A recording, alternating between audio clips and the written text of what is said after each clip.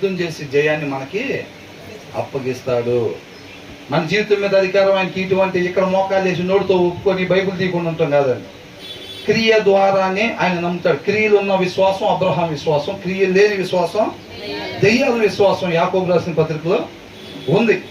అర్థమవుతుందండి. మన నోటి మాట ప్రభువా నిన్ను ప్రేమిస్తున్నానని చెప్పి ఆయన ఆజ్ఞలు గైకొనకపోతే వాళ్ళు ఎవరంట? అబద్ధికులు. అవునా? ఆయన అంటే ఇష్టపడుతున్నాను, నేను ఆయన ఎరిగి ఉన్నాను, ఆయన ఎరిగి ఉన్నాను అంటే ఆయన ఆజ్ఞలు గైకొన్నవాడే ఆయన ఎరిగి ఉన్నవాడు. అర్థమవుతుందండి. ఆయన ఆజ్ఞలు గైకొనాలంటే ఆయన ఆజ్ఞలు ఏంటో తెలియాలి ఫస్ట్. అది అలమార్లోనే ఉంచితే ఎట్లా తెలిసింది ఆయన ఆజ్ఞలు ఏంటో? అవునా? కాబట్టి మనం ఏం చేయాలంటే నిత్యము వాక్యాన్ని చదువుతూ ఉంటే ఆయన మాట మనలోనికి వచ్చింది. కాబట్టి మనం ఏ కార్యాల కొరకైతే సృష్టించబడ్డామో ఆ కార్యాలు మనం నెరవేర్చి ఆయన నామాన్ని గొప్పగా మహింపరిచేవారంగా ఉంటామన్నమాట. అవునా? ఆయన 100 సంవత్సరాల తర్వాత వచ్చినా 1000 సంవత్సరాల తర్వాత వచ్చినా ఏమడుగుతాడు? 1982 నుంచి నేను ఎంతవరకు ఉంటానో అంతవరకు ఆ టైం పీరియడ్లో ఏ కార్యాలు అయితే నా ద్వారా జరగాలి అని ఆయన ఆశపడ్డాడో ఆ కార్యాల గురించి లెక్కైనా అడుగుతాడు. నువ్వు రావాలేసయ్యా, నువ్వు రావాలేసయ్యా అని మనం పాడేది కదా. ఆయన ఎప్పుడు రావాలో తండ్రికి తెలుసు. కుమారుడితో చెప్తాడు, కుమారుడు అదేనా వస్తాడు.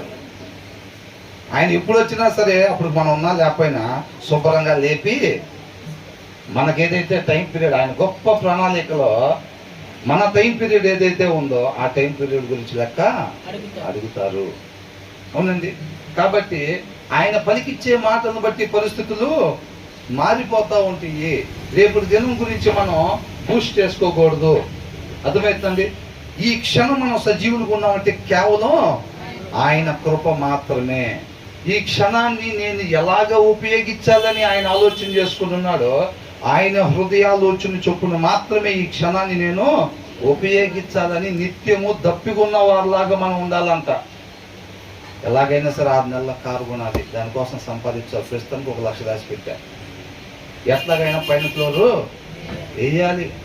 ఎలాగైనా 20 రోజుల్లో కొత్త చీర కొనిపించుకోవాలి, కొత్త డ్రెస్సులు కొనిపించుకోవాలి. అవునా? ఇలాంటిది కాదు మనం ప్లాన్ చేసుకోవాల్సి.